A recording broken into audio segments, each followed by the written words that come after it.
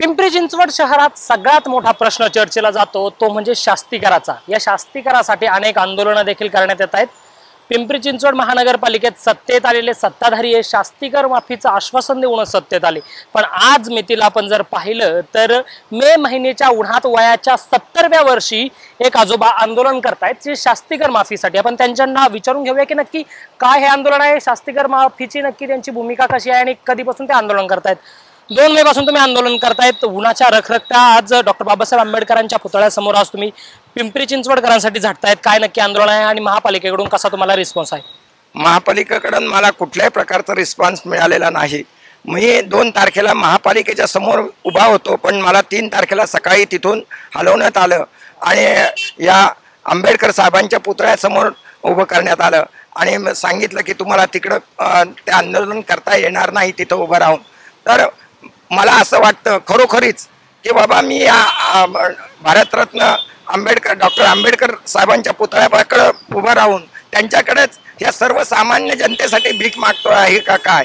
आणि खरोखरीच मला असं वाटतं ते इथं जरी मी असलो तरी बाबासाहेबांनी आपल्या देशाची घटना लिहिलेली आहे आणि त्यांना नक्की माहिती आहे की हा अत्याचार माझ्या या जनतेवरती सर्वसामान्य माणसांवरती होत आहे आणि ते मला नक्की इथं सुद्धा मी बसल्यानंतर सुद्धा मला आणि या जनतेला न्याय देतील। मला ह्या न्यायाची जरूर नाही, पण ह्या जनतेला खूप जरूर आहे। नक्की मागणी काय आहे तुमची? तुम्ही हे आंदोलन करताय, हे मागणी करताना दोन्ही पक्षांनी सगळ्या पक्षांनी ढोल मोठा मोठा वाजून झाला किंवा आम्ही शास्तीकर बंद करणार, अनधिकृत घरे अधिकृत करून देणार आणि जे काही भोगवटादार आहेत त्यांच्या हातात प्रॉपर्टी कार्ड देणार, पण कुणी काही करत नाही। आणि गेले 2.5 वर्ष जवळजवळ भाजपचं राज्य आलेलं आहे। त्यांनी त्यावेळेस निवडणुकीच्या वेळेस आणि आता नगरपालिकेच्या निवडणुकीत सुद्धा त्यांनी डिक्लेअर केलं होतं की आम्ही हा शास्तीकर बंद करू, घरे अनधिकृत घरे जे आहेत ते अधिकृत करू आणि भोगवटादारांच्या हातात प्रॉपर्टी कार्ड देऊ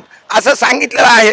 तर ही जे लोक तरी सुद्धा मला येऊन सांगतायत की काका आम्ही 80,000 लाख रुपये असं शास्तीकर भरतो आहोत। हा औरंगजेबाचा जसा जिजिया कर होता त्याच्यापेक्षा हा जाचक आहे आणि कुठलाही कर असू द्यात, कुठलाही दंड असू द्यात, हा माणसाला द्यायची प्रवृत्ती नसते, कुठलाही बेकायदेशीर काम करायची तयारी नसते। परंतु हा माणूस जो आहे त्याला प्रत्येक माणसाला घर हे असावं लागतं, चिमण्या पाखरांना सुद्धा घर असावं लागतं। त्यांचं घर कोणी पाडत नाही तेव्हा त्यांना शास्तीकर लागू करत नाही, कारण त्यांच्याकडे पैसेच नसतात। हे आमचे लोक जे आहेत ते भिवून आमचं घर पाडतील म्हणून शास्तीकर भरत असतात। नक्की तुमची मागणी काय आहे मुख्यमंत्र्यांकडे आणि महापालिका प्रशासनाकडे?